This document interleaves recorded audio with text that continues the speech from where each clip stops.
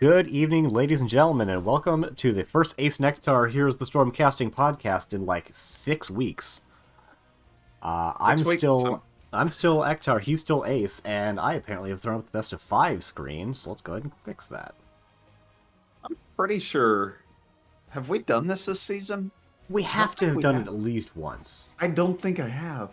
Maybe we have.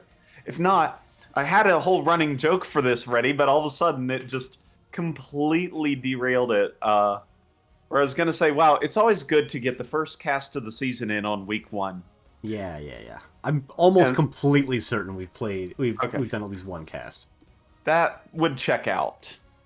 So my joke is bad, and yeah, we'll figure it out. So we're in D West, Ektar, so we've got a double round robin, I believe. It is a double round robin. We've got Lowered Expectations coming in as the number 1 seed, Collecting Countless Stars coming in as the number 4 seed, and sometimes you think the highest seed versus the lowest seed matchup, this is going to be a blowout.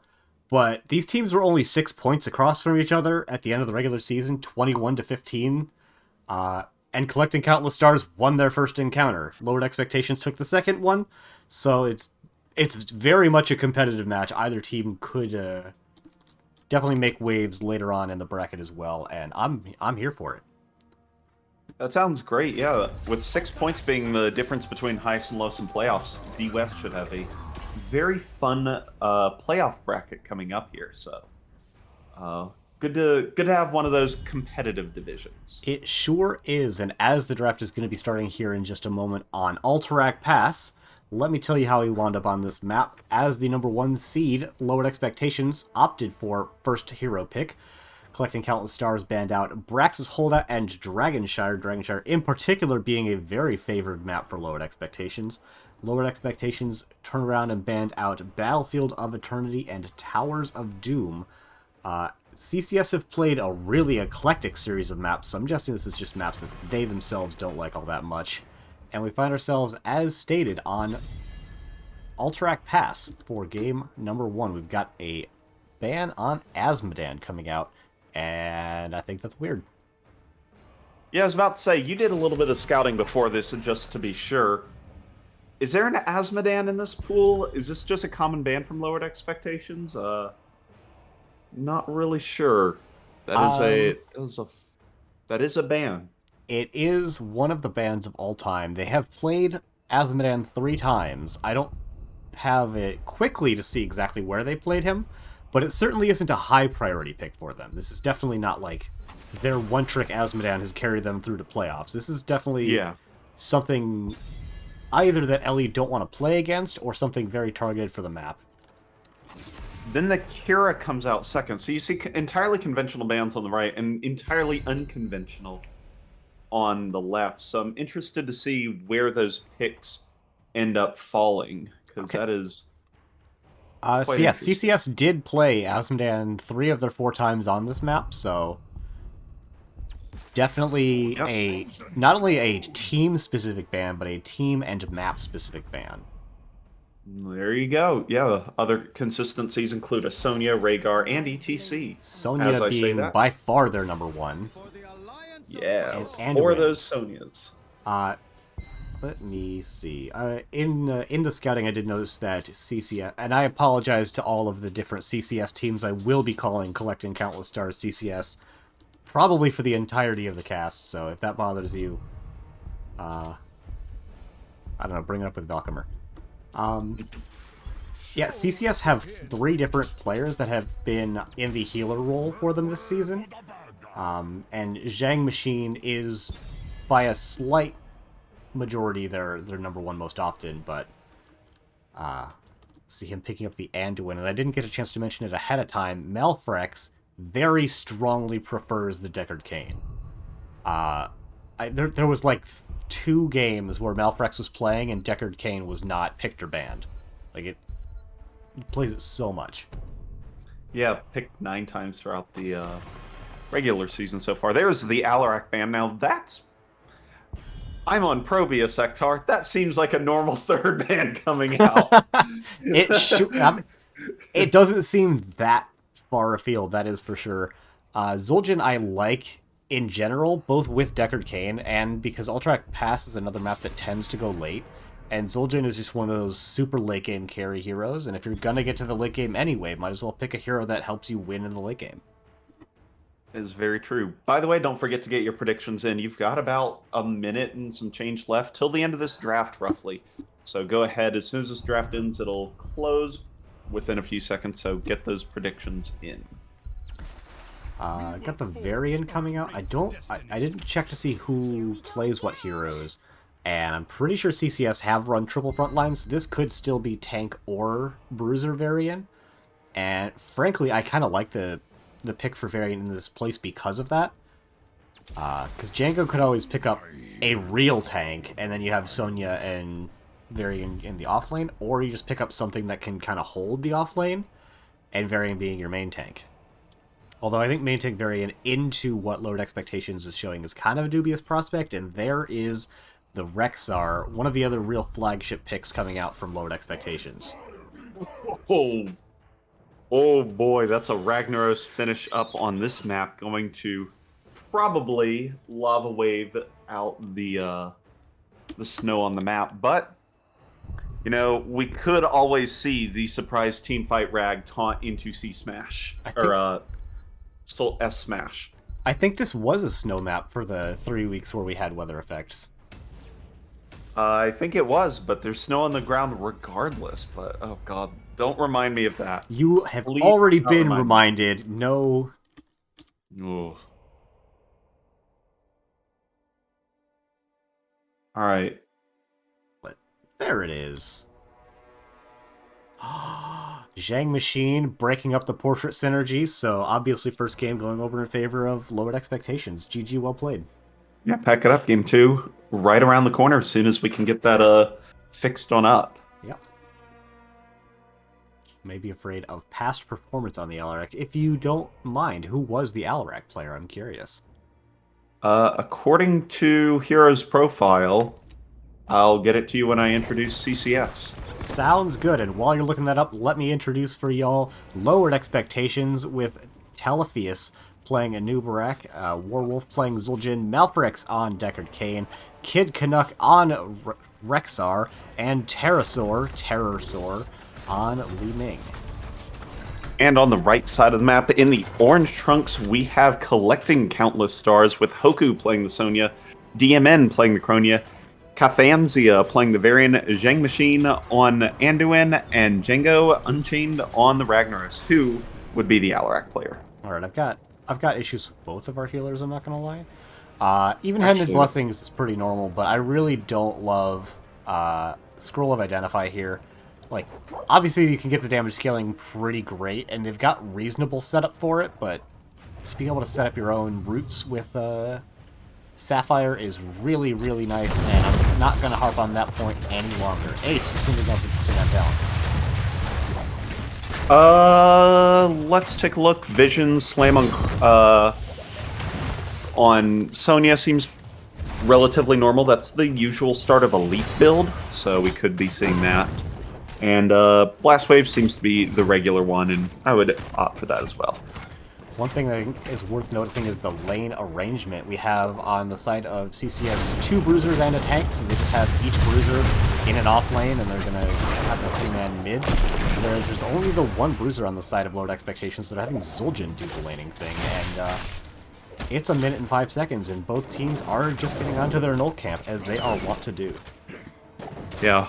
By the way, both teams have actually played Alarak this season. I looked up the wrong team. It is Terrorsaur, the Li Ming for Lowered Expectations. So, you know, could be a contested pick. Neither of them played it much, but I'm saying there's a chance.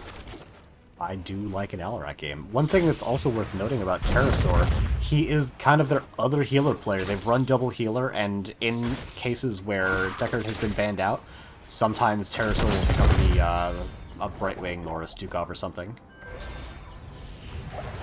Then go up in the top lane, put some hurt down onto Warwolf, who is stacking up with that recklessness, so is going to make an attempt to stay at that half health mark and then finagle his auto attack range in order to not get jumped on too much. But with 2 people up here in the top, making it a third now. He is going to be pressed back just a little bit. Yeah, the 2100 vanilla is going to have to be really careful with the multiple bruisers coming into top lane. That's an extremely niche Yu-Gi-Oh joke for all the people in chat. If you didn't catch that I was one. about to say 20. Oh, did I miss I missed it. But nonetheless, we have a taunt going on for the Varian, as we would expect. Chromie picking up her level 5 now with a proper greeting, so that looks to be the start of the Slowing Sands build. And we have a taunt onto Deckard in the middle, which is followed up with a little bit of sand. Yeah, TG Warwolf is the strongest vanilla 4-star. That is actually Incredibly niche, I know. niche, and I know it. Or I didn't even like immediately come up with that. We That do is have a bit of a sneaky play coming up maybe into top lane. Hoku is baiting Warwolf forward, and Kathazia is coming in for the top, but Hoku had to back up. So not going to really be able to get anything other than a couple of stacks over to the other team's Zul'jin. Yeah, unfortunately, the timing didn't quite work out. Chromie does have the capability to stall this for an incredibly long time behind the wall. They don't have a time trap for vision, but they do have all the minions. Would like DMN to be behind that wall, though, so Li Ming would not be as much of a pressuring force. Yeah, and actually didn't quite get the Q out in time, so Kid Canuck was able to get the channel, and it's likely that CCS are going to be able to flip it back in time as they have their tank coming in now from a very aggressive route, but they're not coming in particularly well coordinated with the rest of the team, and also Sonya was on the camp for a little bit. Big taunt, though, going to come out on the Kid Canuck. Very well able to peel for himself, however, as Hoku comes in. Both teams not quite able to find anything significant, and they're just going to back up as the objective ceases to be challenged. Blephius is in a little bit of a spot right now, is going to be picked up as first blood, but counter kills are possible as that Rexar stuns for 3. Hoku's going to get hit by the Zul'jin, who's flanked from the top lane now. A little bit of target fire does find the kill onto Sonya, but Warwolf took a little too long getting that kill and does get counter killed. So 2 for 1 so far as this fight over the left side objective continues to develop. Yeah, health bars are slightly in favor of lowered expectations, but over time, the sheer number of bodies is going to start to win out. We do have both teams, however, backing up to their own side of the map and starting on their Bruiser camp for lowered expectations, and CCS just kind of playing defensive. It looks like they're probably going to get Sonya onto theirs as well. Yeah, I would like to see that camp not end up getting captured. It didn't. Sonya started it and abandoned it, looks like after about 2 nulls to come and make the fight happen quicker. Ooh, very close. So that will, unfortunately, for CCS, didn't get that advantage out earlier, but they got the 2 kills do have this camp out soon. That is true. That is something. And they do have really good stall capability with both Ragnaros and Chromie.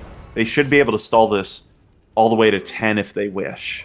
Yeah, they're playing really defensively right now, just seeing if they can make something happen, and if they can't, they're totally content to just exist on their side of the map and continue with their admittedly small XP lead. Yeah, it's only sitting at about a quarter to half of a level, depending on, when the minions actually get killed.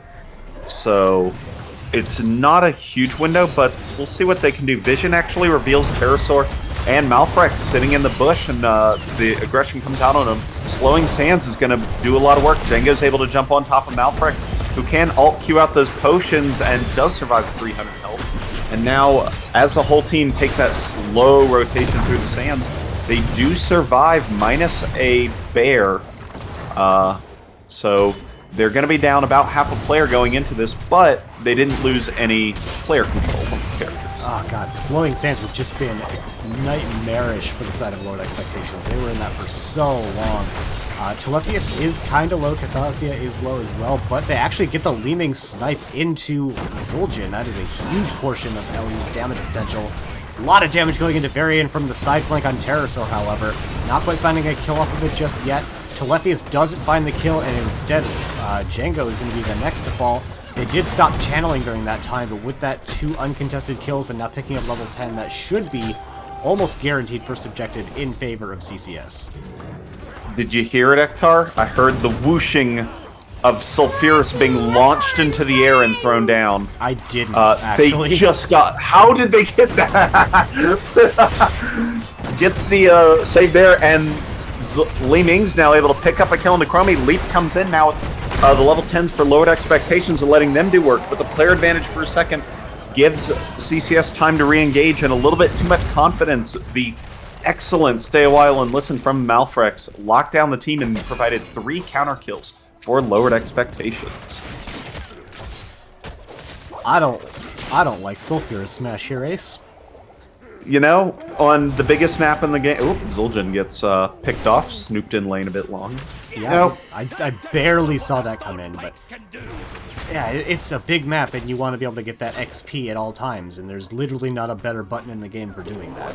But, I mean, if they're able to get a lot of picks off of it, it can be very worthwhile, but... Like you said, big map. Yeah, Taunt Smash comes out, hits Malfrex plus the Light Bomb. I'll tell you what, we'll keep a counter. That's 1 kill directly attributed to Taunt Smash combo. It comes out a lot quicker than Light Bomb. I'll definitely give them that. They can rip it quicker, and the cooldowns are the same, so really, they can just push all of the Rs when they have them available, and... Deckard Cain, not particularly known for his ability to save a pick target. That is one of his great weaknesses, and it sure seems like CCS have identified that weakness in lowered expectations, expected play patterns, and are exploiting it nicely. Yep, there goes the engage onto Kid Canuck, and that's another kill picked up as a nice leap into taunt was the engagement order there. So CCS looking quite strong early on with this pick a target and press the R buttons thing. And there's a, you know, especially in, I mean, in every division, but especially in the lower divisions, there is a lot to be said about execution difficulty of the composition. It's true. There are very few comps easier to get good value out of than Varian plus all of the R buttons on the target. And, you know, especially with Deckard Cain, like, not having a save button, you really got to make sure only the correct targets are being taunted, so it can be very difficult to play into and relatively easy by comparison to execute, so burden of execution is definitely in favor of CCS in this game. Yep, but if they mess up their combo, that's all of their buttons down, and they have to have the discipline to not fight for a good long while afterwards, because Ragnaros is not particularly adept at dealing a ton of damage or following up. Rexar and Zul'jin just went ahead and took a boss, by the way, in the top lane. That's just something Rexar can do. Caught the very tail end of that. We have the other team going ahead and trying to take their own boss. We did have a taunt come out, but it's not really going to find anything too substantive, as actually the rest of LE are coming in time to deal with this boss. I think there's still 2 in top lane. Light Bomb doesn't find anyone. Zhang Machine is going very low. Telephius is trying to find the kill. And the boss gets picked up by lowered expectations. No one on the point for CCS. Boss stun doesn't hit on the Cathasia, and the Leap of Faith is going to get them on out of there, at least the majority of the way out of there, as Telephius really wants to continue this engage, but I don't think he's got the buttons to do it. No, and Zhang Machine is able to go ahead and walk out. Has that, I don't know, I can't tell if he has the enhanced move speed. I don't think he does. He has 5% extra. He does, in fact. Regardless, but he does not have that quadruple bonus. Meanwhile, in the top lane, it has been PvE simulator here. Warwolf, and Kid Knut go in, but they are met in a PvP game and get blown up. Kid Knut will share the same fate and get 2 kills countered, but that came at the cost of roughly 75% of that top keep, which is very not insignificant to this. Yeah, and having to commit all those people onto top lane to get those kills and defend that one boss, the other boss is going to get the entirety of the bottom wall, and that is the boss that Ellie were able to take in a 3v4 fight. Yep. Now, with the player advantage, CCS was able to send the very defensive Chromie down to make the boss defense and send the rest of the team across the map to start working on the objective. Now, they're not going to be able to hold on to that right now until they can group up as a squad, but we'll see. Pterosaur is looking for a keep kill, and I think is going to be killed. It sure looks that way. I don't think Django is going to let them get out of there, although... Big smash! Alright, I'm a believer. Smash was awesome. Malfrex now the engaged target. Big Root, though, comes out, hits 3, but doesn't end up leading to anything. Blast Wave gets the move speed bonus interrupted by the impale there. And it looks like Lowered Expectations are posturing forward for this, but I'm not sure if that's a good idea for them. I mean, if they get big stunts like that, maybe, but the turnaround blow was huge. Just nothing in the tank to be able to save him from himself. And I think, Ace, if Django gets 2 more Sulfuras kills in his punch card, he gets the 5th one free, and I am here for it. I don't think Lowered Expectations actually redeems those coupons around here, unfortunately. Oh god, you pronounce it coupon? We're no longer friends. Coupons? These coupons? No. Yeah, you've just thrown me off kilter as we're gonna see. God, I get the sun is setting up, going in onto Malfrex, and there goes another one. It doesn't get the kill, but it sure as heck leads to one, as they get 1 1/4 kills in mid lane, right as the objective is crashing into the wall. Yep, there's the combo. Goes again. Instead of Light Bomb, they substituted a Leap, and now Sonya's back out to the side lane now that her important buttons are down. And they can pick up multiple forts here. Bottom, pretty much guaranteed. Mid, going to be pretty much guaranteed. Top probably doesn't go down, but nonetheless, 2 forts. Good pickup there. A nice wave of force, I suppose, to interrupt the Ragnaros channel onto the building. One thing that's worth bearing in mind, although this game has really felt all in CCS's favor, they're up by 8 total kills. They're even in buildings and objectively down buildings by virtue of HP. Big combo coming out of the Kid Canuck. Didn't have the... actually didn't go into the feint death, so we're not able to survive on that, and that is going to allow them some more damage being put into mid lane. Malfrex is getting very low, not landing the Self-Mirrors this time, we saw that, but the leap is good enough in this case. Another kill in favor of CCS, and that will very likely allow them to, if there's a boss up, take that. 1 minute there and 20 seconds there, so they can just go into top lane and finish off that fort and give themselves that actual fort lead. But they actually stick around, maybe try to get the keep instead, but this is kind of a good defensive spot. Yeah, Li Ming can keep getting those orb resets with Triumvirate on level 4, so she will be able to make an adequate defense. Now this is a fine invade, but oh, Warwolf's gonna step right on up. There goes the combo. Pops the unkillable to go ahead and escape that for now, but again, something for nothing in favor of collecting countless stars. What cheat code is that in Brood War, Ace? Something for nothing. It gives upgrades to all units. That includes any tech, such as Zergling Speed and +1/1. Thank you very much. Boss is up and available in the top lane. Looks like CCS just want to stop their own keep from falling, as it is still quite low. They do have both of the Rin family members on the bottom boss, and it looks like the rest of the team is heading this way as well. This is a really dangerous fight for them to try to take. I don't love it because they're only up 1 level, and it's certainly not level 20, so Telepius is going to try to make the engage happen. Back to Coon. Yeah, the Anduin's now the one in the danger zone, and due to the sands, the whole team gets stuck behind it. Anubrak is actually the first to go down. Everybody else except the Sonya is here. The health bars are chunked right now for Lowered Expectations. Django Unchained was in the wrong place at the wrong time, but takes a lot of damage, but does survive. Same cannot be said for Kid Canuck, though. He goes down, and this slowing sands, Warwolf taken out. Nice job by DMN there, following up on the kill. Hoku's going not to go in on that. I really thought the guaranteed pull spear into R was going to be the recipe there. You know, with as flashy as Sulfurous Smash has been at many points in this game, really I feel like the MVP R button, if we're not counting taunt because it's basically a basic ability, has got to be the slowing sands, though. So many fights have been set up, so many other fights have been disengaged from the slowing sands. It's just making things nightmarishly difficult for Lowered Expectations to deal with. Lowered Expectations have seen their macro play come to fruition. They do take the top keep. So this is actually a keep trade for now. Top lane still remains firmly in the favorite of Lowered Expectations, and even though they're down, you know, Baker's dozen of kills right now and level 20, they do have that avenue to victory in the top lane, should they get a good team wipe. Yeah, but they're not going to be able to find it anytime. Telepius making a decision. That was a decision. That is a level 19 over a wall where nobody else can go over that wall. That is one suicide, and that will clear the camp and the way for CCS to take it and try and make their push towards the core. Yep, there is a relatively good defense in mid lane because of this camp, but very likely the members of CCS are going to be able to clear that out even before the Wolf Riders spawn up.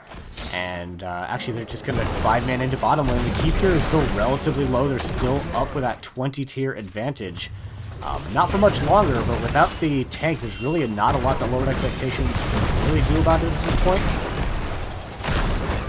Gonna show the 20s just until we get all of them. Ooh, the Trader King. Got a repulsion as well to possibly try and push out that Ragnaros a little bit more. Taunt goes on to the bear. Ragnaros does get interrupted on the Rag Fort. There's the stay a while with the upgrade, so silencing the team for 3 seconds afterwards. A powerful upgrade doesn't convert into any kills. Rag now able to become the fort, but Phasia gets knocked out first. Pick onto Lowered Expectations is going to be large here. Sulfura Smash doesn't land onto Warwolf, and now there is total chaos as Anduin is wrapped in a cocoon and pinging for help. There will be none for you as he is taken out, and now the counter push can begin. Luckiest is still going to try to find some damage. Django Unchained is low. Terrorsaur isn't going to be able to find the killing blow either, but frankly, only losing a fort and a keep there this late in the game off of that kind of a core push is an astounding defense coming up for the side of Lowered Expectations. Really trading up in ult economy in the early part of that fight and using kind of their better basic abilities to just carry them through the rest of that team fight. Yeah, absolutely. Now we're going to see what they opt to do with their advantage. Can they go for a boss with Rexar? What are they going to do with this? They're right now pushing mid-fort, take that out, which helps with the pressure there. But so far haven't found too much advantage out on the map. They might find some here. This is so risky. And I actually like that CCS decided to back up on this. This is not a camp worth dying for at this phase of the game. Almost 20 minutes, you lose 2 people, you can lose the game off of it. So good discipline to just back up. Looks like the members of LE are setting up for a top boss, which would go straight onto the core. Members of CCS are setting up for bottom boss, but the big advantage is that, well, CCS knows what the other team is. Lowered Expectations have had no vision of their opponents. They need to be playing kind of conservatively to make sure that they don't get wrapped around. Yeah, right now they still, CCS continues to see the team as they're clearing the minions in lane. So we're going to probably see at least Lowered Expectations, because the boss will end at 20 armor, but not 40 unaided. We're going to have to see the defense come out here, and during this objective phase, with the top boss being where they spawn, CCS has a little bit of a positional advantage. And instead, you know what? Screw everything. Lowered Expectations want this objective. Am I crazy for thinking that CCS could just run through bottom and threaten to end? Like, they don't you don't hard commit to it, but you force the enemy team back. And you don't even have to force it right now. This boss will end, if not addressed. Kid Canuck goes and takes a bunch of damage. There's a leap as well. Wrap onto the Sonya does do a nice job of negating the follow-up, as well as the stay a while and listen. Boss through a quarter of the core now, as the disengage bears come out, and now Lowered Expectations have to do something. Warwolf is low, and they are going to full back here. Oop, bit of a lag spike there, but we should be back. Phasia is looking for an engagement, finds it onto Warwolf, who does still have Tuzztingo available. Pops it, is going to start healing up after it's over, but not actually getting that many auto attacks out, so only going to heal up to about half hit points. We do have Rexar back. They find the kill onto Sonya with the wrong place at the wrong time. That's not the core I expected to die. That's not the core I expected to die either. It still had 40 armor. I was not even looking over there. I'm really glad that this game continues to do exactly the opposite of what I expect. It was the lane pressure that made it happen. Whereas CCS had negative lane pressure in the bottom, there was positive lane pressure for Lowered Expectations in the top. And a wave plus a boss can, Apparently. as I have found out on this day, kill core. So remind me what team 140 won? on. Ellie won, right? That is a lowered expectations victory. Yeah, okay. Just had to make sure. I was very much not in the headspace for the game to be ending. And then it did. Yeah. Yeah. I mean, I was watching the blue core the whole time because our sat in the back and they were able to clear it out. But Lowered yeah, expectations, setting new expectations for what can end the game on Alterac Pass. that is true. Clean 8-19 victory. Pterosaur doing 102 102. damage, shy of a pretty nice game. Yep. Ragnaros 567 too high. Yep. Two of them right in that range. Can't believe it. We'll see it someday, and then I'll will. have to retire. That's it. Yeah, so after this game, what adjustments do you make as both of these teams lowered expectations, for all intents and purposes, got destroyed in pretty much every team fight? True. Minus some that I think CCS, either took down players or whatever. I don't think there was a 5v5 that went perfectly in lowered expectations' favor. But they did win the game. So They did win the game. what adjustments get made? If I am CCS, I'm like, we just slapped them around for the most part. Let's go to a map which is conducive to slapping the other team around. So, Infernal Shrines and Volskaya, pretty. Doom. Tomb will be a fine one. Yeah. Although that's a little bit more rotation heavy and less. Let's just kill them to death. Game of Thrones would disagree with you. Game of Thrones plays every map like you can just go slap the other team around and win off of it. And to be fair, if you do it well enough, they're not wrong.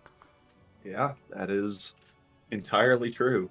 Do you want to run more ads during I don't, but I don't want people to get mid-rolls, so... Yeah.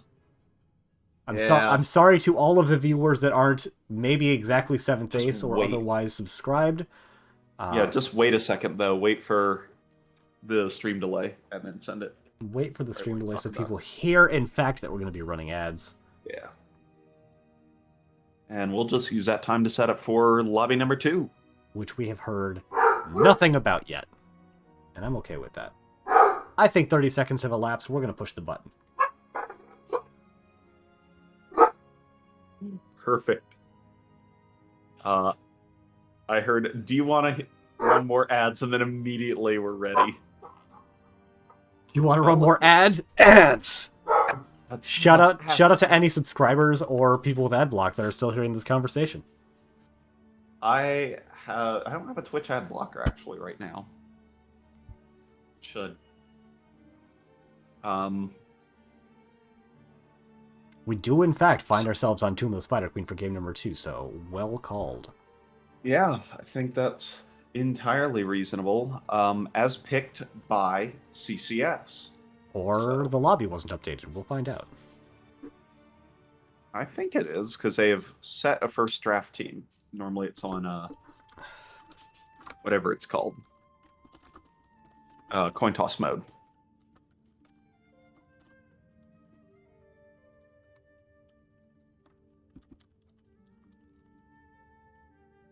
All right, teams are in the lobby, and let me pull up the hero's profile for these two teams on this map. See what kind of history we've got.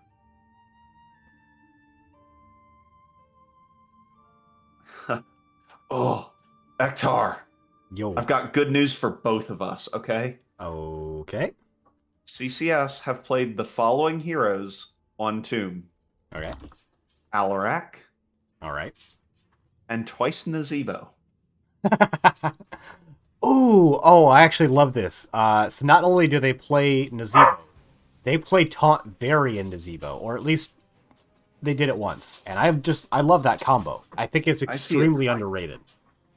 Yeah, I see it twice there. I didn't click to see what Varian was in the game with Blaze, because Blaze could have been a tank. That is true. I just see two Varians, but I just assume Taunt. Let's check. It is Taunt, so... Yeah, one of the reasons it's a good combo is because it is much more resistant to cleanses. Yep. It's a little slower to come out, but Zombie Wall doesn't care if you cleanse or not. You're not stopped by anything other than the 8 zombies in the way. Yeah, the So, pathing blockers, I think, are an underrated form of crowd control. Unless you're Hogger, who just does not care. yeah. Lowered Expectations have not played this map this season. Well, that sure sounds like an advantageous map selection for CCS. Really like to see teams coming in with this much preparation put into their matches. Yeah. Definitely agree with that. Looking at picks and ban strategy, I would be hard pressed to be Lowered Expectations and not ban out a variant after this. Yeah. They Just played on the with how map. Yeah. It was the linchpin to their previous game. And as we always like to say, if we're going to lose 2 games in a row, we're at least not going to lose to the same thing 2 games in a row. Now your scouting said otherwise on one of them where Lowered I did. Oh. However, I'm pretty sure their KTZ player is not here or even on the roster any longer. Or at least that particular one. 0. Yeah, Hello, Melchior. Thank you for following. Weren't you casting? Are you raiding me? Is that what's happening here? Oh my goodness. Valkymer, I was just talking about you earlier. I'm sorry. Asthma ban stays. Oh. Spudmax, thank you for cheering 100 bits. I haven't heard the overlined voice line in ages, and I was not expecting it. Thank you so much. Require more minerals. No, it's the I am well pleased, young Cerebrate. It's so good. Oh, it's so good. Oh, man. That's excellent. Another Asthma band coming out I find extremely interesting because it hasn't been played here. It is quite good here, to be fair. And a Banduin coming out as well. Anduin just causes problems, so I never hate seeing that band if you're not planning to pick it up. Yep, I tend to agree with that, although, again, there is an alternate Rin that I would personally celebrate. Thank you as well, Last Melchior, for the 200 bits. 2-game match. Oh, okay. Okay, so it was already over by the time we started. And, ooh, we're going for variant changing sides. That explains why they didn't ban it. That is the third ban. Makes sense. You do get a third ban going first, and it's called picking the hero. So CCS may have to change up their strategy. They've gone for the Nazebo. They haven't changed up their strategy that much, as they're still putting it all onto the Witch Doctor for their follow-up CC and late game scaling damage. Blaze as being played by Hoku, probably going to be in the off lane if they're not going to swap them out. Yeah. Although, Jet Prop is not the worst way to set up a zombie wall either. The only issue with that is that it usually will trap the Blaze in afterwards. That's but then he just gets 40 armor and he's not all that unhappy about it. That is true, and it does torch the heroes around, plus you can get the damage cut on 4 with that as well. So, yeah, there are worse heroes to trap in a zombie wall with an enemy. Yeah, like Vala. Because as we were saying before, pathing blockers, she can't vault out of it. To like that. Gonna make sure we use that against our Valas. Although we did specifically mention Hunter cannot be stopped in this way. Nope, same with Orphea as well. That's true. That one's really weird to me, the fact that her Q dash goes through pathing blockers. Yeah. I'm disappointed. I understand it, CCS, but I do want to see the Alarak. I don't know that you're going to get to see the Alarak, my friend. I don't think... Well, they could have picked it up any of the first, 3 heroes. What? Deckard Cain can't believe it. Your High Lord demands higher priority in draft. If we get to that game 3, maybe they will listen to you, and John Delancey will be pleased. Rhaegar getting banned out. One of the more reliable cleanses for Variant Engage because it is baselines. You always have it available. Zhang Machine pulling out one of his signature heroes in the White Mane does have a cleanse on a relatively short cooldown. And Mei getting picked up. A lot of very expected heroes coming out for CCS, and that is it's kind of a difficult thing to say because they play so many heroes, and they do not draft the same way, even when they pick the same comps. Like I think they have one hero who is picked 30% of the time in pre-mid bands, and that's it. Whoa! Oh my goodness, we've got the Kel'Thuzad and the Zul'jin on Tomb of the Spider Queen. So they have an alternative Kel'Thuzad player. You do love to see it. He's back from the phylactery. Hasn't been seen in over 2 months in a game for lowered expectations, and Pterosaur is breaking it out here. I'm actually a big fan. They have the early game hero of Varian. They've got the mid game hero of Kel'Thuzad. They've got the late game hero of the Zul'jin. When do they lose? They also have the late game hero of Nazebo.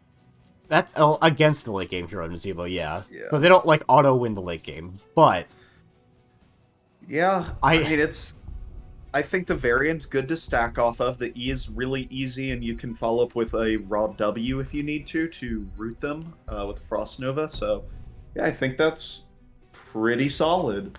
I think as far as a cohesive draft strategy, I like CCS's comp a little bit more. But as far as being an enjoyer of Heroes of the Storm gameplay, I obviously like Lowered Expectations comp more. And more importantly, as a caster, I want a game 3, damn it. So let's go Lowered Expectations. No, they won last game, Ektar. Damn it! Let's go CCS. It doesn't make sense. They were so far ahead. CCS needing the win here on the right side. Which is great, because I like their team cohesion a little bit better anyway. Yeah, we talked about Burden of Execution in the last game as it related to a Taunt Varian comp. The execution of a Zul'jin Kel'Thuzad duo on a rotation-heavy map is very high for lowered expectations, so let's raise our expectations for what they can do here. Spawning on the left-hand side, the team that actually did win game number 1, Lowered Expectations, with Malforex on Deckard Cain, Telephius on Varian, Kid Canuck on the Hog Champ, Pterosaur playing Kel'Thuzad, and TG Warwolf playing Zul'jin. And on the right side of the map, in the orange trunks, the team with more kills in game 1, but one less core. It is Collecting Countless Stars with a Zheng Machine dancing on the White Mane, DMN on the Hanzo, Cthasia on the Mei, Django Unchained on the Nazebo, and Hoku on the Blaze. Checking out level 1 talents. We've got the Recklessness, we've got the Lion's Maw, we've got Journeyman something or other. Cooking. Journeyman's cooking? Yeah. I should know this. I did in fact used to play World of Warcraft, so I would know that ranking. Coming out as well as we've got the W build. Really nice little couple of stacks coming out there, but equally good stacks actually coming out from Deckard Cain. At this phase in the game, this is where the relative strength of CCS should be the strongest. They have 5 fully functional heroes, and CCS have 2, or Lowered Expectations have 2. So yeah, Zul'jin is barely an auto attacker at this point. Kel'Thuzad is barely a hero, and Varian is a glorified lane mate, and yet they almost find a kill onto Django there in mid, but a little bit of white maining, desperately praying, got the Nazebo out of there. I do question the spider build coming out. Obviously, it's way better single target damage, especially after level 7, but it means you don't have the range on Zombie Wall necessary to follow up on engages, although with Mei, usually you're not that far away, so maybe they can just get the raw engagement, and that is going to be... He didn't get the wrap, so that is going to let Telephius survive if you put the zombie wall around him. I think probably Varian goes down there, but obviously early game tempo very strongly in favor of CCS. I think it might have been on cooldown from using it to clear waves. I'm not entirely sure, because it was delayed, but tried to attempt to cover it. Nice hit onto the Kel'Thuzad, and the slow's going to let the spiders nibble at his feet for a little bit longer. He definitely doesn't have those. That's why as a question mark. I don't know what they're nibbling on, but they're nibbling. Tattering the robe a little bit. We actually have pretty good lane priority in favor of Lowered Expectations. It's going to try and translate that maybe into an engagement bot lane. Yeah, Hoku has actually used almost all the defensive tools right now, but Varian, again, goes for the turn-in because he doesn't have an ability. Noah, now actually, DMN with the level 4, actually isn't going to pick up a level 4 yet, but is starting to work on the camp, so seeding a little bit of lane pressure now for lane pressure in just a minute. I think a little bit of an interesting build coming out from Zhang Yixing. Nice taunt coming out onto Mei. Although the rest of the team not focusing on the taunt target, they had Nazebo in their sights and they find him. Phasia is liable to get out, but it's getting kind of close actually. Ooh, auto attack from the minion gonna get the kill there. Range minion for 12 overkill. That's always the player's favorite to die to, unfortunately. Sure. It could be worse. It could have been 0 overkill. Yeah, could be worse in 12 ways. Whitemane didn't change uniform, -10 DKP. DKP, for those in the chat that are not old World of Warcraft players or other RPGs, dragon kill points. Wow. That is, that's, pretty niche down there, Ektar. Hey, I didn't start it this time. That's fair enough. Both teams just doing the good work and soaking the lane. Zhang, both of the healers kind of running up in parallel, knowing that they can't really affect the either, so they're trying to get to their own teams. I was mentioning it, Whitemane going into a little bit of Cubo going into the Q on 4, not a very common challenge.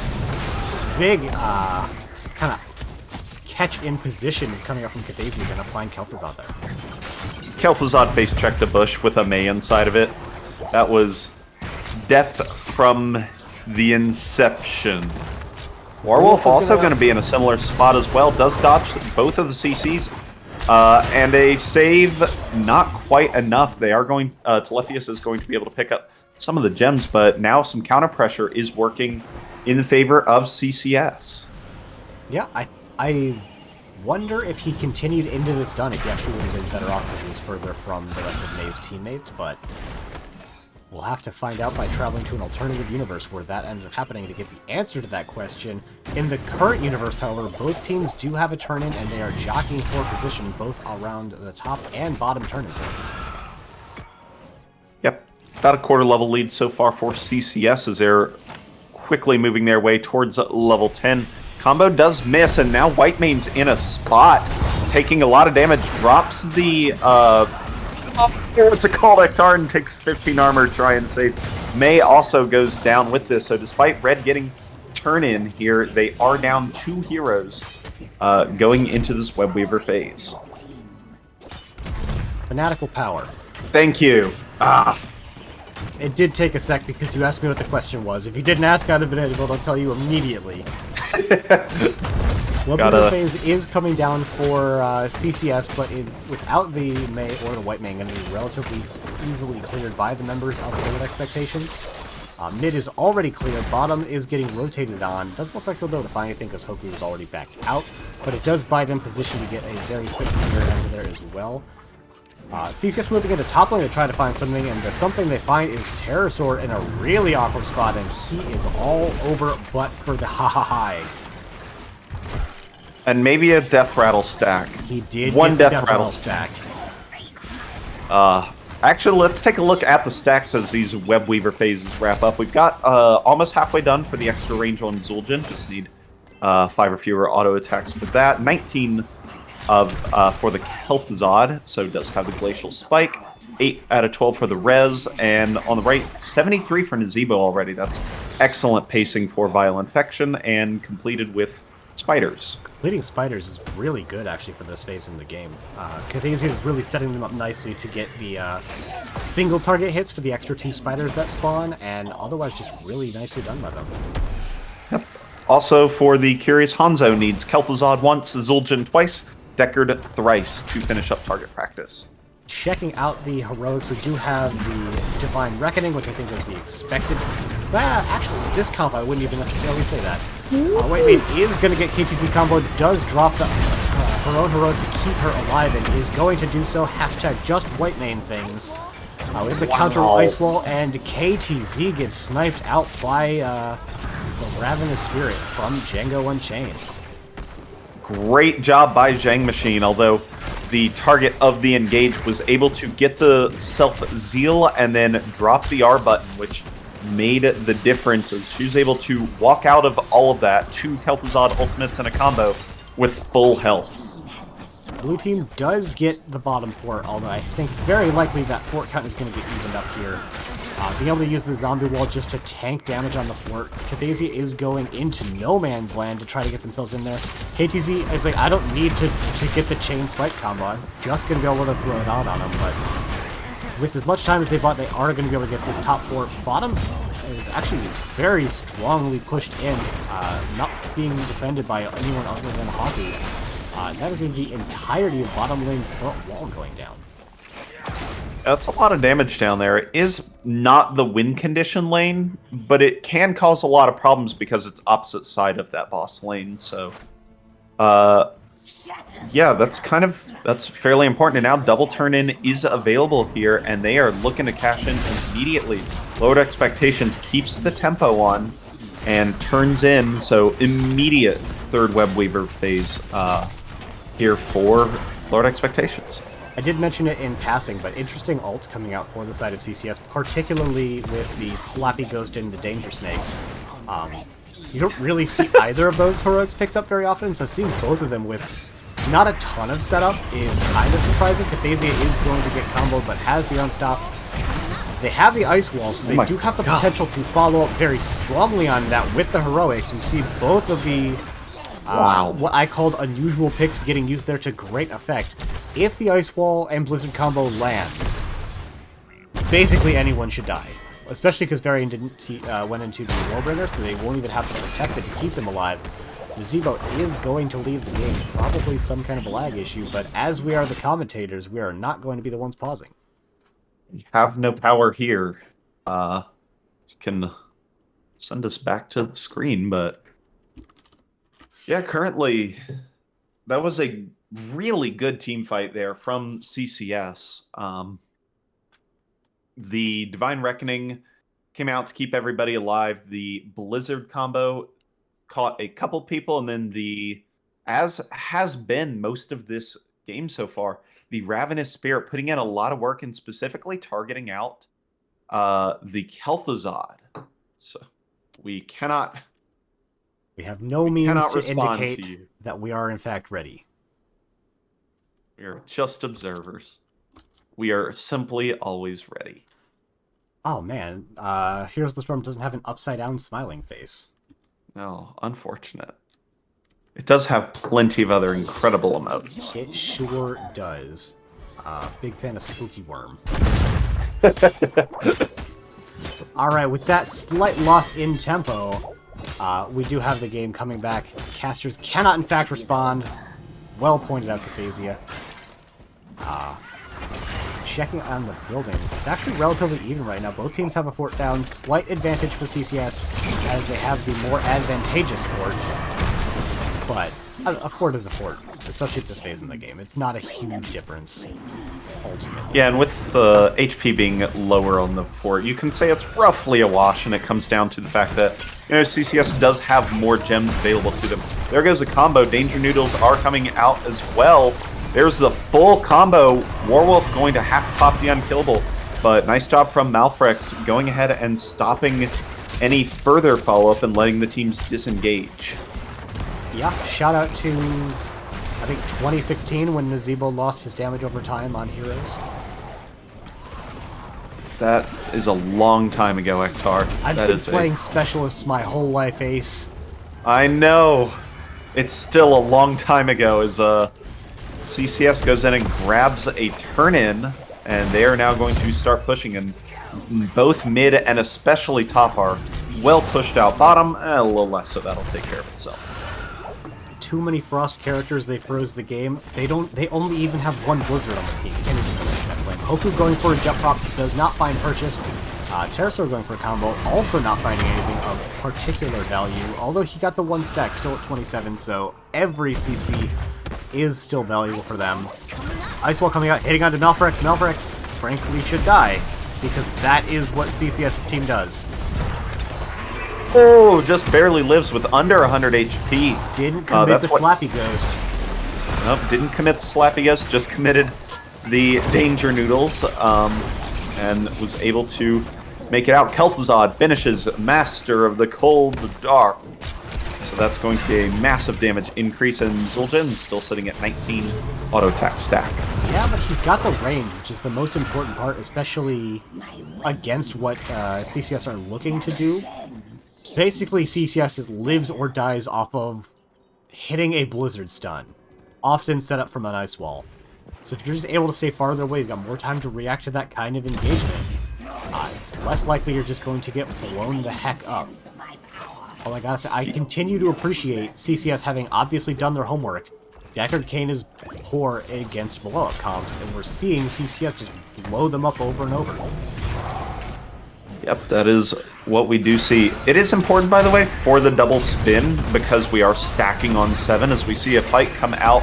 Blaze takes a bunch of CC, but does end up in the safety of the warm bunker. Hoku going to go ahead and get slept along with the Whitemane. Whitemane's going to be in major danger, does have to drop the ult, and does Whitemane herself back to life.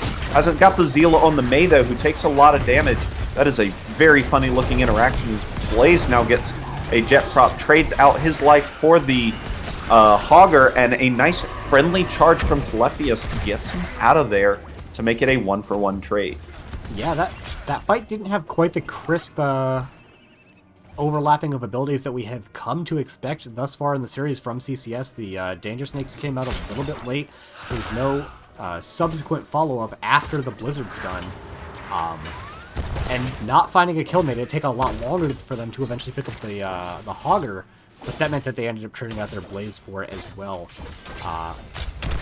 Looking back to level 1 stacking talents, still only 3 on Hanzo, so it doesn't have that additional damage. Still 23 on Lion's Maw, so not getting that additional slow. And I forget what the upgrade, I think it's Armor Cut and Reveals for Deckard Cains? Increased duration. Increased duration of the reveal. Yes, and the Armor Cut. And the Armor Cut is bigger. Yeah, it's got 10, which I actually didn't know about. It did 10 at the halfway point for 4 seconds, and then it becomes 15 for 6 seconds, which is an incredibly long armor cut, to be fair. Yeah, I think the talent was genuinely just very, very bad when they first implemented it, so they gave it the halfway so you get some value at some point. That's a little early there on the ice block, but it does work out. But she does, Thasia does end up taking a net to the face. Django Unchained is chained, but does drop the ice block. There's the Danger Noodles to zone. Malfrex taking a lot of damage from it, although there was a 5-man sleep after that. Yeah, Kel'Thuzad trying to fight. There to try to punish. No, not at all. And quests continue to get closer now. Hanzo just needing one hit on Zul'jin, but some other level 1s for lowered expectations. Also very close. This is a nutty boss call. It's we do see crazy. both of the DPS in mid lane, so maybe this is something they can get. Telepius is going to get brought down very low, and the Slappy Ghost is going to find the kill. Mei does get the chains on them, not able to find a second chain target. Werewolf is going to complete their baseline. Hanzo completes their level 1 as well. But that very quick blow up onto Varian. Varian, he's got a big health bar, but without that protected, really just took a truckload of damage and really couldn't afford to base check that bush. A little bit of math occurring. I would love if they actually picked up one more. Django's to save himself. This Bruiser actually is providing spell armor and might make this unkillable. The unkillable had to be used to make it, so it wasn't enough. So, yeah. I was saying that they were going to have enough for a turn-in, but actually one off and left a gem behind. So the boss and the web weavers will be staggered, but it has given the opportunity for the boss to deal a significant amount of damage onto this top keep. Yeah, we did, as you say, have the level, the baseline rather completed, so we got the double spin coming out. Very interesting position coming out for the side of CCS. They're looking to find an engagement on the wolf. They don't have a blizzard yet. So they're just or they don't have the ice wall. So they're going for a raw blizzard into a stun. Oh my Hope God. finds the kill with the added damage from the spiders coming in there very well and deeply engaged for CCS. Telefius does get caught. Not a whole lot going to happen to him because of it. Just some, I was going to say some inconsequential damage, but man, spiders are not so inconsequential when they're all nibbling on you like that. Bloodweaver phase coming in. Mid-keep is all over, but for the crying top is very low as well, and at this point, it looks like CCS will get some big damage. Yeah, speaking of big damage, though, there's a white main blown up through the combo. Varian gets counter-killed as well. Hogger gets counter-killed. Slappy Ghost comes out. 2-for-2 trade. Malfrex goes down. And now, with a simplified game state, the Web Weavers are going to be incredibly powerful. Django Untamed does pick up that Vile Infection now. Is already a completed quest, and this still could be game. There Pterosaur, is no game state simpler than Nazebo with stacks on core. That is very true. Kel'Thuzad is able to do the buyback, though, with the Phylactery, so has come back a little bit sooner. Danger Noodles are going to come through as a core. Drops quickly. The Web Weavers and everything go, and one more set of spiders will do it. Collecting countless stars does the caster want, and sends us to a game number 3. I still haven't internalized that this isn't a 2-0 for CCS. Ooh. All right, checking the end of game numbers. A lot of healing coming out from Zhang Machine, although a relatively low numbers game kind of on all ends of the spectrum. We hit level 20, and Django and DMN putting out head and shoulders the most damage in the game compared to their contemporaries on the other side, as well as more healing. And just lull hero damage, lull healing numbers, but at a certain point when you're doing 20,000 and 20,000 and 13,000 more of each of those numbers, it does start to matter. And yeah, absolutely, especially when it's in the middle of the team fight due to a white main ult. Yeah, I think that was one of the biggest plays consistently, was how important that white main ult was for drawing out those team fights. Even if it didn't always result in a survival, it gave enough time, often for Nazebo, to use that Ravenous Spirit to slap down Kel'Thuzad, who ended the game with 5 deaths. I think that was really well done by both Zhang Machine and Django there. Yeah, obviously it's better to save people when you can, but sometimes just taking a really long time and forcing the enemy team to put a lot of buttons into you before you die is just as good. Like, sure, you didn't live, but if the enemy team used all of their CC and damage buttons into one team member, and your other 4 team members have their buttons to put into the enemy team, that can just be good enough. Yeah, as Day9 says, when you are dying in multiplayer or in team games, ask them to die slowly. It's more time that the enemy has to be out of position and committing their buttons to it, and that's counter damage that CCS were able to pick up very often throughout those team fights. So well done on them. And if you're lowered expectations, you've been given second life, I would say, an extra chance due to that game number 1 falling in their, I don't want to say falling in their lap, but it kind of fell in their lap with the boss pushing onto their core, or onto the opposing core. But they have lost 2. They've had their kill numbers doubled at least both the last 2 games, and I'm hoping that they can find an adjustment that would allow them to do a little bit better in these team fights. As much as I do, in fact, love Deckard Cain, I really think that they need to, at the very least, draft it later. Yes. CCS have been taking very specific, targeted compositions that Deckard Cain does very poorly into. And, I mean, that it shows in the kill differential. Like, you just either need to have a frontline and damage dealers that can survive that kind of single target blow up, or you need a healer that can save people from that kind of single targeted blow up. And it's an adjustment that alternatively, you just play a non-team fight composition and you just don't give CCS those fights. Yeah. Like, I Very feel like possible. some kind of an adjustment has to come out from Ellie. Yeah, I agree with you that I think the Deckard Cain, although is a favored hero, is it I mean, there's a reason he is not in the top echelon of healers, is because he has exploitable weaknesses that do not take a ton of execution to, take care of. He doesn't have a lot of healing. He adds CC to a composition, and that's where he shines. I suppose the other thing that they could do is just... Yeah. They could also just try to out-aggress CCS. If they're going to That's continue true. to use the Deckard Cain. Like you said, he brings really good crowd control. So if you just are always the ones engaging, maybe they can try to adjust their other teammates and their playstyle. I think something's got to give. I did get the word from Kath on CCS that they've got several on bio breaks and drink calls, and you know what? I think it's a great time for it, so I'm going to put us on an intermission, and as soon as I see that come up on the stream, I'm going to throw up another ad so we can get rid of those pre-rolls, and we will be back shortly.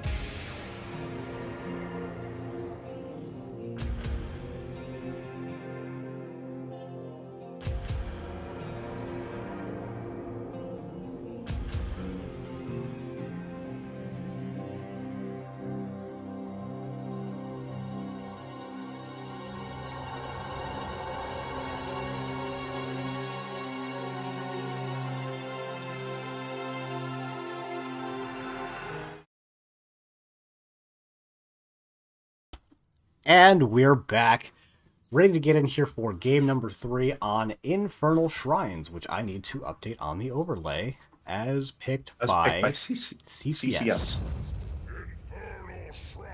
Unhandled exception has occurred in your application.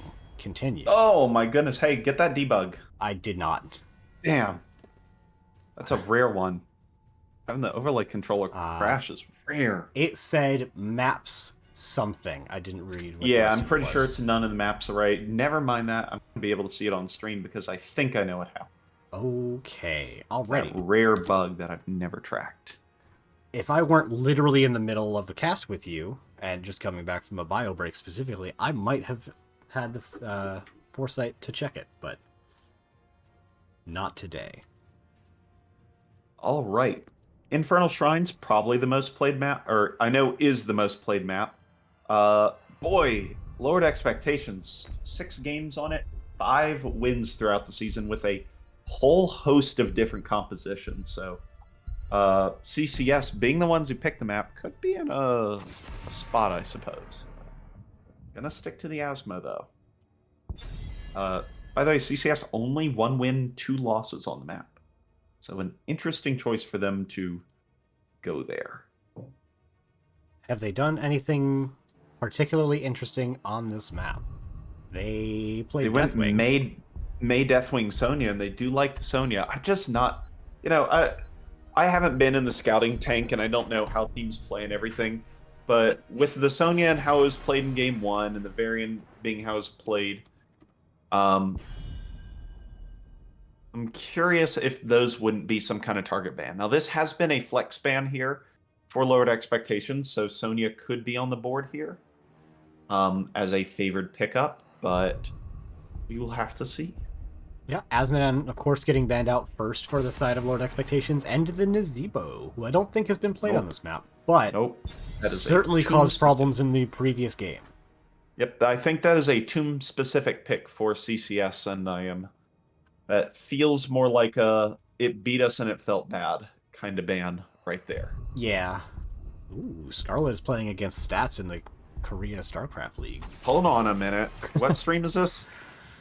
Steadfast SC. We got the Volibear coming out, like the most normal hero in the game, so love to see. I love any game that doesn't have a Vala in it. We got the first pick Blaze, which I'm also always a big fan of because you don't know what it means. Hector, did you know that StarCraft 2 does not have a Vala in it? I did know that. Have I been saying StarCraft a bunch? No, that's just another game that doesn't have a Vala in it. You love any game that doesn't have it. You're not wrong. Fantastic. We do have the makings of a Leap Light Bomb Engage coming up for the side of lowered expectations, which is another nice, really aggressive combo style that they've shown a proclivity to run this series, so CCS definitely not hiding their hand at all. There's a Deckard picked up again. So 3 for 3, ride or die on the Malfrex Deckard. We'll have to see if it has a little bit more success handling the engage, or if they're going to be the engagers, make some of the adjustments that were kind of mentioned there. Ooh, another possible adjustment that I just thought of. Yeah.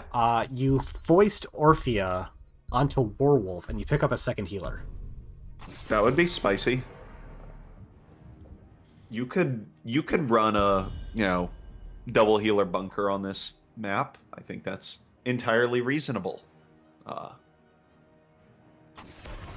Hogger, good pick on the Varian. I like that third ban a lot.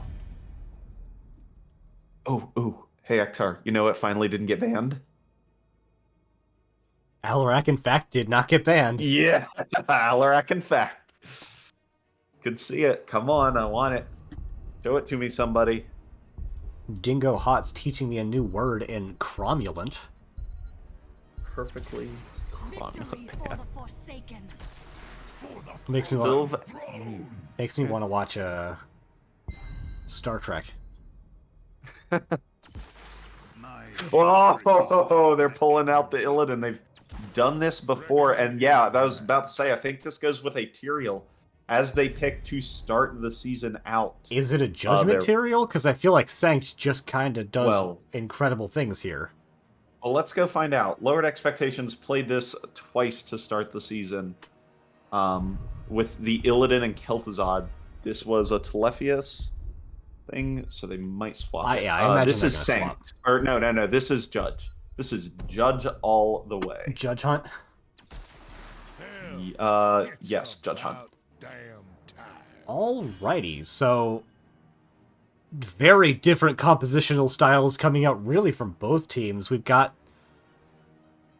AoE blow-up versus single target blow-up coming out from CCS and LA respectively. Ace, if you haven't already, could you throw up that prediction for me, please? Oh no, I was so good. Oh. Can't believe it, but nonetheless, that's going to be ooh, it's going to be spicy. Now, we did say one thing you can do is get more aggressive and play into the Deckard Cain's follow-up CC. Tyrael and Illidan lack CC, and Deckard from the healer spot can provide a lot of it. So, and especially extra survivability when taking no. What's the 13 Ektar auto attack for Deckard? Ancient Blessings. Ancient Blessings. Thank you. Man, it's been too long. I haven't said enough talents recently. Well, you're gonna have to remember a whole bunch of Tyrael talents because I don't know what they're called. Now I know what they are, and if not, I have Hero's profile pulled up for the previous ones. But Justice for All being the shield one, but we'll have to see if it. Really, the important thing to check is what is Tyrael doing on level 1? Is it Justice for All for shielding, or is it Ardent Restoration for regen globes, which indicates an auto attack build, which is kind of the divey aggressive build for Tyrael. Well, I'm looking forward to finding out the answer that Lowered Expectations provide for us in this game number 3, with Telefius playing the Tyrael Terrorsaur, tearing it up on the Orpheo, Werewolf playing the Skeleton, got Melfrex on their signature hero Deckard Cain, and Kid Canuck on Blaze. And on the right side of the map, in the orange trunks, we have Collecting Countless Cheeses as they're headed up to the top lane. This is Zhang Machine on the Anduin, not running with scissors. DMN on the Tychus. Cathasia on the Anibarak. Django Unchained on the Sylvanas. And offlaning in quotes for right now is Hoku on the Sonya. And we've got the hot cheddar coming in. Top lane Django is going to pop that trait Cathasia, not contributing the actual damage, doing the safe thing and providing that extra vision. They're going to get, it looks like, if they commit to it, the whole tower, but they don't. They make the safe play. Big damage coming actually onto Hoku. I missed that entire rotation up. I fully expected them to go to bottom lane. That would be, I would say, a relatively successful Silk Cheese. It depends on how quick they can get down and soak up all the other lanes right now. It looks like it'll work out for them, but they did miss just a couple for no immediate benefit, so we'll have to see. DMN got the wildest evasion. Like, that Jeffrop was super lined up, and he dodged in instead of away, and that's the reason he didn't get blown up by Orphea. That was a 5-head tier right there. I gotta wait for the replay. There's the Tychus trait going out. Tychus did opt for the very common quarterback at level 1. Tyrael goes Justice for All on 1, so a little bit more of a assault replay. A little bit of the defensive, so it will provide more of the shield when diving, as opposed to being the diver.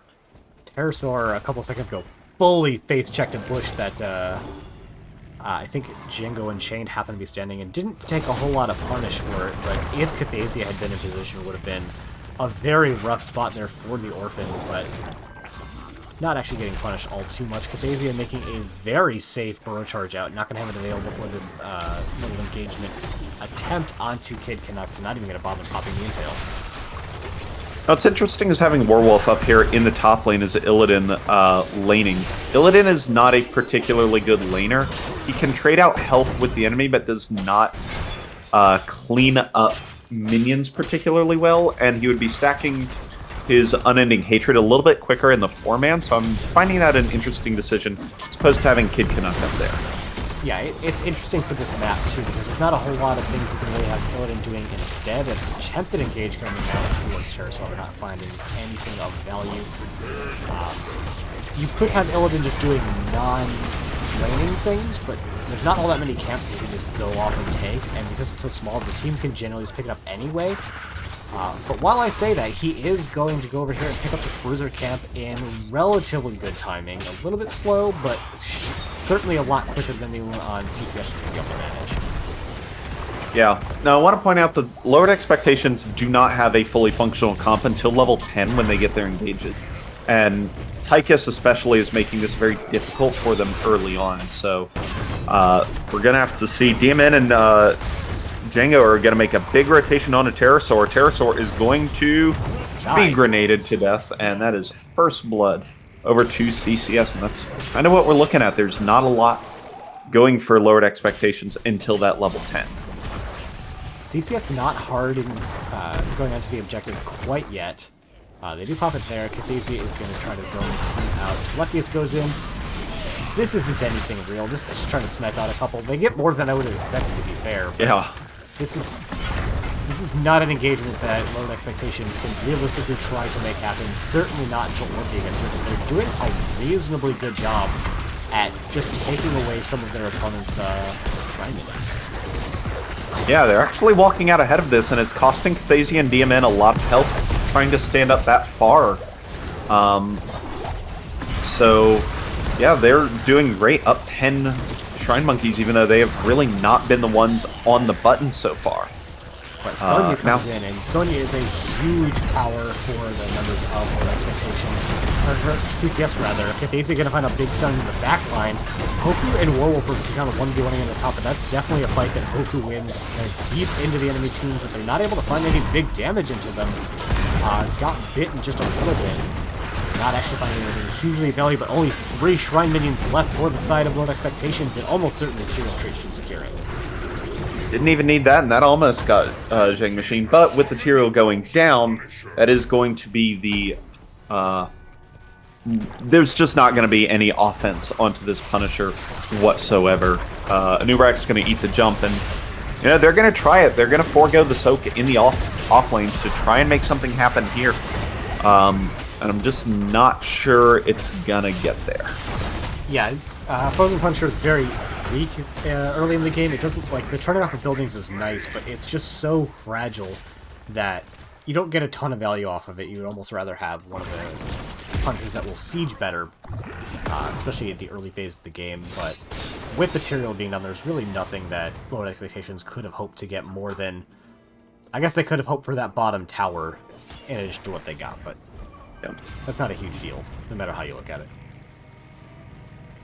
Level 7, I think, is a good power spike here for Lowered Expectations. They still need their 10, but they do get Swift Retribution for that aggressive dive, attack speed, move speed.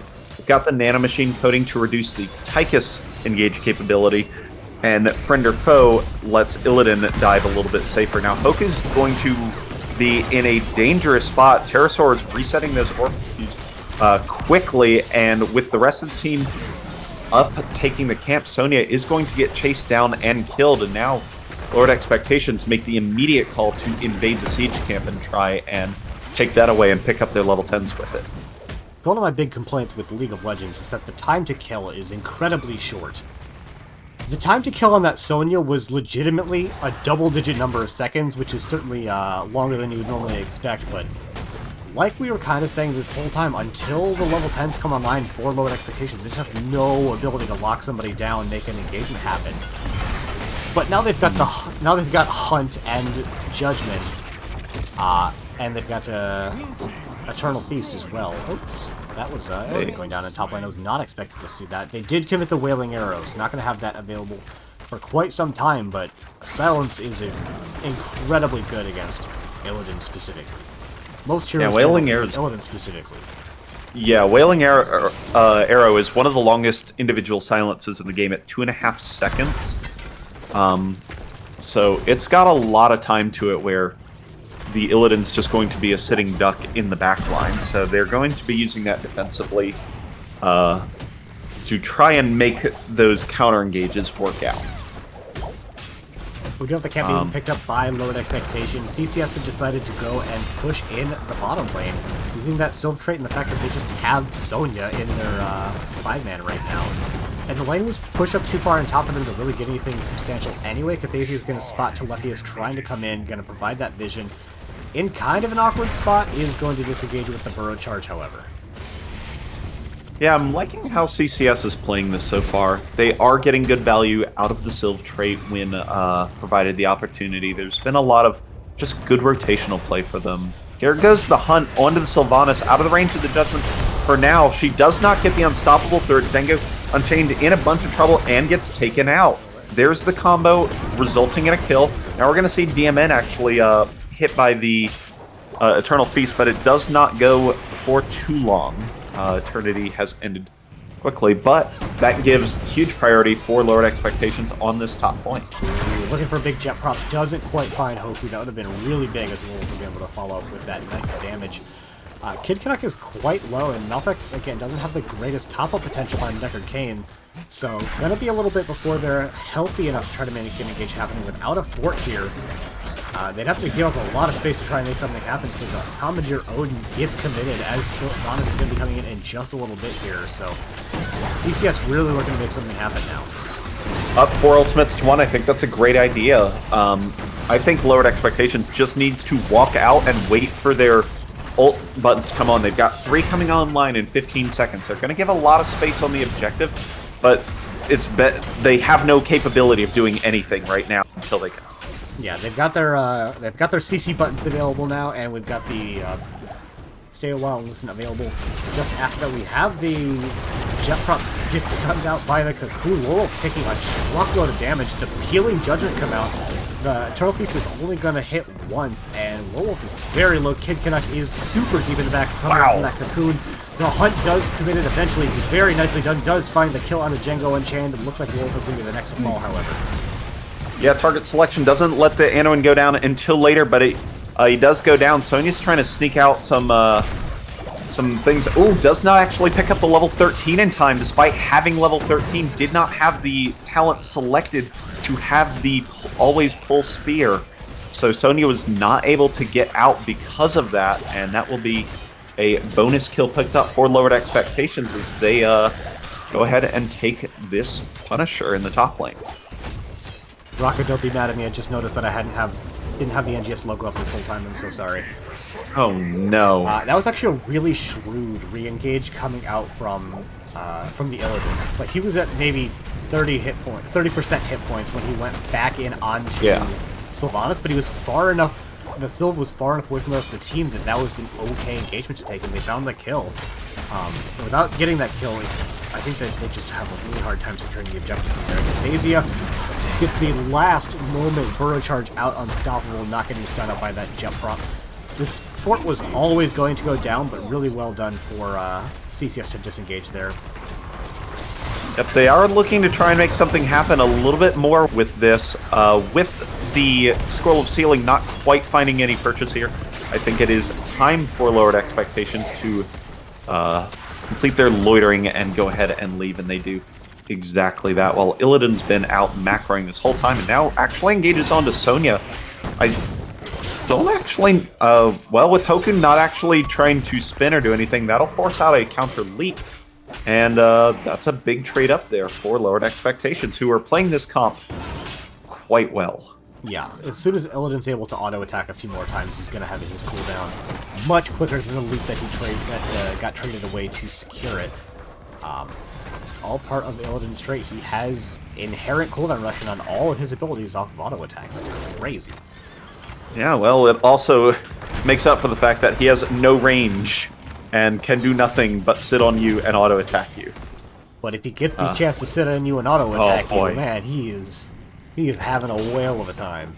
I honestly think he might be feastier and faminier than Butcher as Telephius goes through, and look at that immediate response of Cocoon plus pull from Anduin to try and get the targets out. So, strong response there. Goes for about equal in terms of important cooldowns. I think that the Eternal Feast was a big overcommitment, but it's a relatively short heroic. It'll be up before the Cocoon is, so... Oh, I hear the leap coming out. Kid Canuck is in an awkward spot. We do have Werewolf getting deep into the backline. DMN, an auto-attack hero, really can't do anything to Skeleton. A big light bomb is going to find out damage onto one, but Anduin and Tychus are going to be the first to fall. Huge root coming out from Malphite. Wow! We do have 2 more going down, but that is still big in favor of Lowered Expectations, as Cathasia is likely going to be the third to fall. They do get out. Django Unchained gonna have their E available soon as well, and Cathasia looks like they're still probably gonna die. Jukin and Jiven. Oh, those beetles! The beetles might give away the position. They're not. They decide. You know, that's fine. Like, yeah. They just give it up and go for the camp, and that is absolutely fine. Yeah. So I want to point out how different these team fights have been overall. With Lowered Expectations being the aggressor, they're working at a Deckard Cain's strength of following up that CC, adding extra damage now with the Scroll of Stone Curse capability. There's all sorts of things that are, enabled because of their choice of composition. And I want to, should they move forward, I want them to consider that a lot. Also in the talent directory, I am shocked we don't have Will of the Forsaken on Sylvanas, so she can just simply say no to a dive. I think that is a very critical talent that has been omitted here.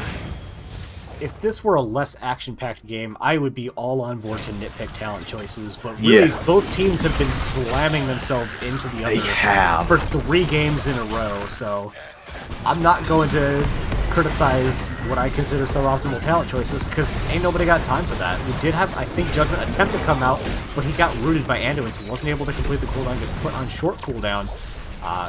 Bunker is not available. Other than that, most of the heroics are available for the side of Lowered Expectations. All of the R's available for CCS. We do see Lowered Expectations looking like they want to set up for an aggressive engage coming out onto Sylvanas. There goes the combo onto Sylvan. She gets taken out. However, the counter damage is strong. Telefius is able to pick up potion and make way on out. Hoku now takes a bunch of damage and gets taken out. Nice pull there from Zhang Machine. I don't know if it's going to be quite enough. It will be with that extra burrow charge. Get Cathazy out of there, but that is another Punisher working in favor of Lowered Expectations, and they're going to try and pick up mid and then meet it down there and bottom. I got something mid. I like the attempt coming out from Hoku on the counter engage leap.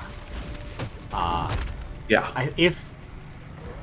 If a save button had come out just a little bit sooner onto Sylvanas, and they could have gotten the Wailing Arrow off, that fight could have totally flipped in the other direction. As it is, we've got big Punisher damage coming through mid. There's a camp pushing through bot. There's a camp pushing through mid, which will get that fort eventually. We don't have Burrow Charge coming out from Cathazia. They do avoid the follow-up, but that is a lot of damage that they took from the Punisher jump. Yeah, this bottom keep is going down fast. All the minions are here to augment what I expect. Punisher sitting at 40% now. Hoku is going to be the target of the dive. Only for the Illidan, though. Actually, Telefius goes on to Django. And now this engagement has turned into a bit of a mess, but Anduin is first to go down, and the health bars are working in favor of Lowered Expectations. Illidan hunts to the back and finds a kill. Django and Chain goes down, and with a Nubrak going down as well, all of a sudden Lowered Expectations find themselves a quad kill and a trip to the next round of the playoffs. I said in Game 1, there's no simpler game state than the Zebo on core. May I present to you Illidan on core? That's very true. The originator of On the Core. And look at that. GG.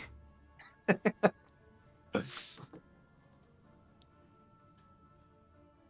was a fun series. Yeah, 14-6 in kills for that one. So again, doubled up for the victor. So yeah, what a wild one. Starting with a crazy boss core exchange kind of thing, followed up by a route for game number 2, and then game number 3 going the complete opposite way as the aggressor swapped and the Tyrael Illidan comp came out for a big victory. I want to circle back to something during that last engagement. You pointed out. Well pleased, young Cerebrate. Thank you once again, Spudmax, for the 500 bits. Really appreciate it. You pointed out that they had an engage, I think, come out onto Sylvanas and an engagement come out onto Anduin. I think that's actually so smart, because Anduin is the only person that can realistically save a dive target. So why not just also dive the Anduin so you can't both save someone and get yourself into a safe position. Yeah, I mean, that's a good point. I was kind of treating that as oops, they scuffed their CC combo, but in fact, it might be that, that could exactly be what was going on. So regardless, it worked out very well for them, as that fight was more any of the previous ones is they picked up those 4 kills and were able to immediately turn that into a game and a match win. I'm not gonna lie, I don't remember who the captain of Lowered Expectations is. It's Malfrex. Malfrex.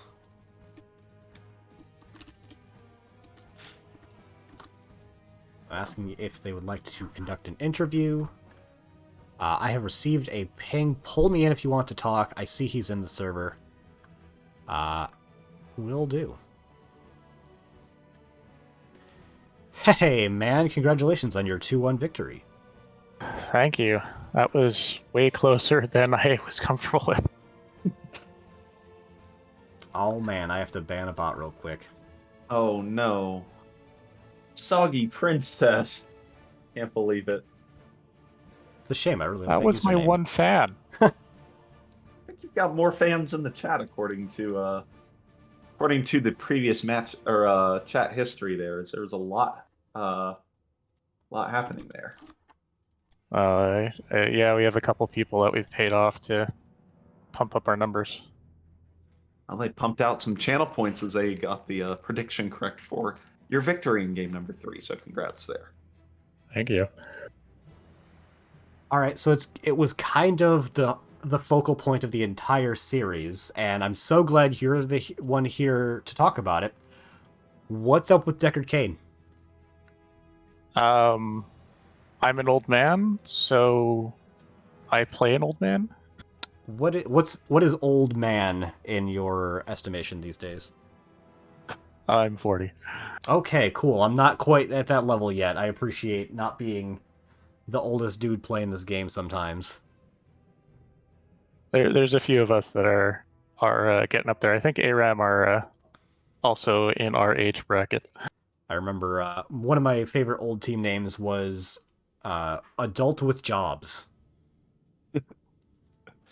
It's also the old team that was married with it was married with children or something like that, or something close to that. Note to self: team name Married with Chogal. Anywho, back to the interview. It took me until halfway through game number 2 to internalize that you had in fact had won game number 1. Because it was very in CCS's favor for the whole game, and both of us were doing the mental math like, all right, CCS have 1 keep down and a boss on core. Lowered Expectations have 2 keeps down and a boss on core. Clearly this boss race favors CCS, and then the game ended. And yeah, so we had Kid and Pterosaur go back to the base and clear the waves, which I think was the deciding factor in the boss-on-boss fight there. And they went back to clear, and I think they had like half of the objective channeled already. And I was calling for our boss. I'm like, they're at 5k. Boss is still at about 30% health. Just keep him distracted. so you had noticed that you were winning the race beforehand. I was the only person on the team that noticed. Everybody else was just... They were focused on defending the core. They didn't think we'd even be able to stop them on the objective. Frankly, I don't think it was looking particularly great for winning the objective for your team at that point either. Like, things looked dire they had us on everywhere. the ropes. Yeah. Not to... not to gas up the enemy team too much, but it really felt like you definitely got a new lease on life in that series with that kind of game 1 victory.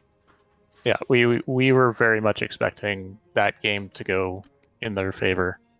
Until I noticed that the boss was actually taking down their core faster. We were, trying to just focus on getting our timing and stuff down, but we weren't expecting to win that game. Generally, does your team like to try to win in the late game? Because for definitely the first 2 games, you drafted a lot of late game heroes, it looked like. We tried to focus on the macro, and they definitely were playing a lot more divey than we like to go into, but we try to focus on pushing the map more than getting into the team fights, because typically we're able to, get the map control. That just didn't happen in those first 2 games. Yeah, I think Ace and I talked more about Deckard Cain than any other one hero this match, partially because he was the only hero I think in all 3 games on the same team, but also he's not the most meta of healers because he has very exploitable weaknesses that we saw very much on display in games number 1 and 2. Like especially game number 2, they were just blowing people up on cooldown, and there's not a lot that Deckard can do about that because his CC comes out very slow and his heals aren't very big. So when the enemy team was, like you very well stated, playing very aggressively into you, I think they basically got draft wins in the first 2 games. So Ace and I were talking. Well, that's where it changed in the 3rd game. Like that's why we opened with the Blaze pick to try and counter some of that aggressive income and be able to do a little bit of it on our own. So Ace and I we spent kind of a long time talking about different ways that you could adjust going to game 3, because after game 2 it felt like you really couldn't do the same thing again. So basically our options were don't pick Deckard Cain or pick Deckard Cain and play way more aggressively. Was there any consideration giving to playing a different healer, or were you committed to the Deckard Cain and a change in the rest of your draft and playstyle? I was actually planning to pick up Anduin in game 2 and game 3, but they grabbed Anduin before we were able to.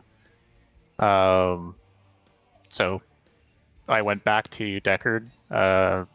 It was kind of a toss-up between Deckard, Stu, and possibly grabbing Malfurion, just because there's all those little tight crevices on Infernal to, root people in place. I think that's an interesting theory on that. I like the Anduin because there would have been like light bomb capabilities to stick with an Illidan. He's very solid. God, that would have been so cool to see. Yeah. That's what we're hoping for. Yeah.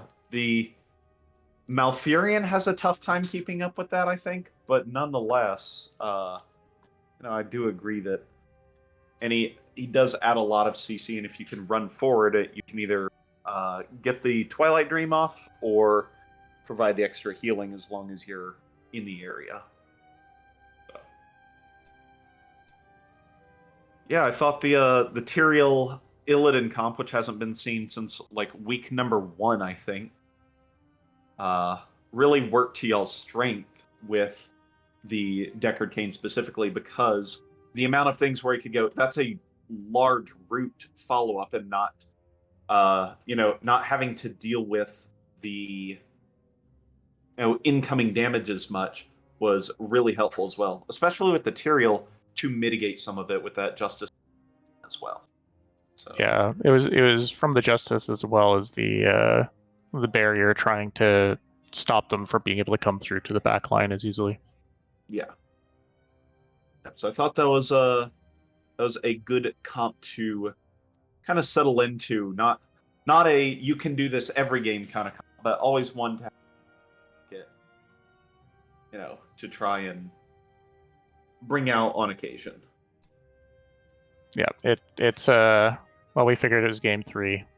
If we were going to go out, we'd go in a blaze of glory. And in this case, the boldness paid off, and you're going on to the divisional finals against either of Maximum Thrust or All Random, All Middle-Aged, which it looks like has already been played, but hasn't been updated yet. Ooh, hiss. Oh, interesting. I didn't know that they even had it scheduled yet. That, or it's just not on the calendar yet. One of those two. I would imagine it would be the latter, but yeah, I don't believe that they've scheduled it yet. Oh no, it's scheduled for on the 3rd. Wednesday. So, do you have any preference for which team you'd like to play going into the finals? In all honesty, they're both really good teams. If you look at the league stats against both teams, we flip-flopped. So it'll be great games either way. Yeah, the point spread between the number 1 team and the number 4 team was 6 points, which in a double round robin division is very thin. So it looks like on Yeah, the whole so a very competitive division this season, which, we always love to see. yeah, when we went into our last game, ARAM was at the top, and we had to dominate them. And we dominated.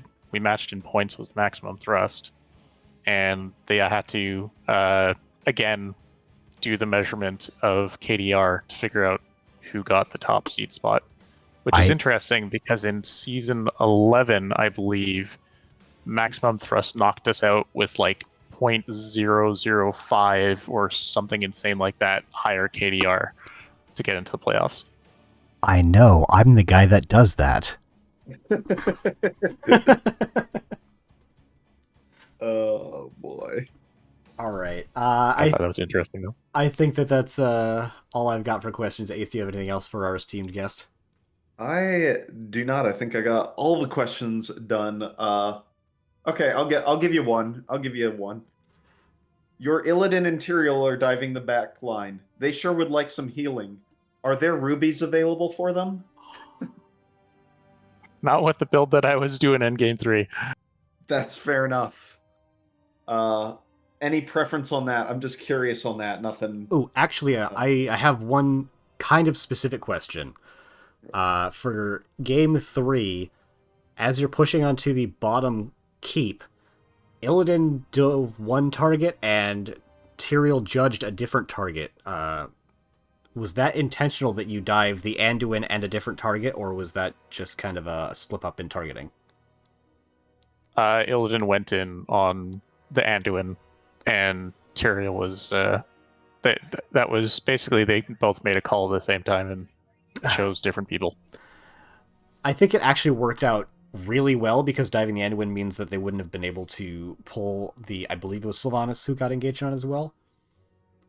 But yeah, well, his goal was to get that stun on him, and then I was trying to get my Dorito when he did that, and then I got a really good sleep on everybody, which thankfully nobody got woken up, and we were able to kind of pick them off one by one.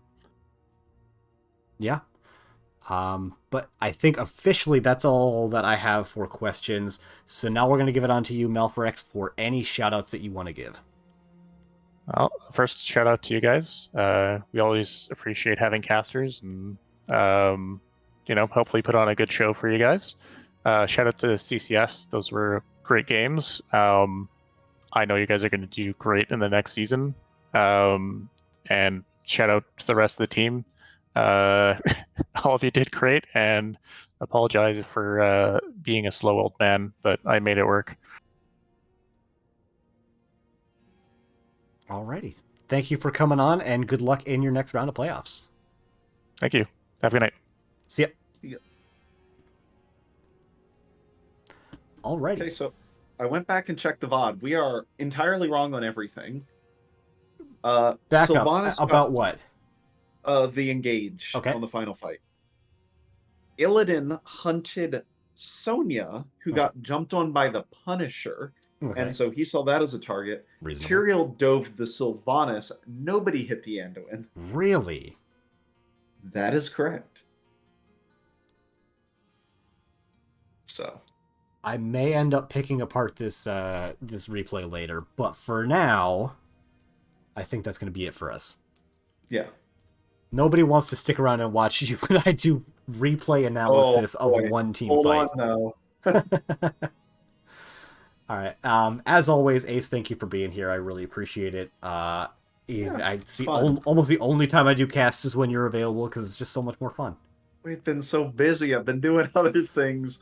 I only have so much time. I know. You've got the girlfriend and the dog and the career The and StarCraft. The speed running and the other speed running now. Yeah. A lot to it, so. Yeah. We'll do some more in the playoffs and maybe look for more in season 16. Oh my goodness. Hurts to say a little bit, doesn't it? A little bit. Alrighty. That is going to be it for us tonight. Shoutouts to Lowered Expectations, getting us that perfectly symmetrical pick and winner screen. It heals my soul just a little bit to see that kind of symmetry. We've got the raid queued up for Sicko Pants, another NGS player and caster currently doing things with Girls Gank Squad, so thank you everyone for coming by, and hopefully later in Season 15 we will see you next time, and if not, we'll definitely be back for 16. See ya! Bye.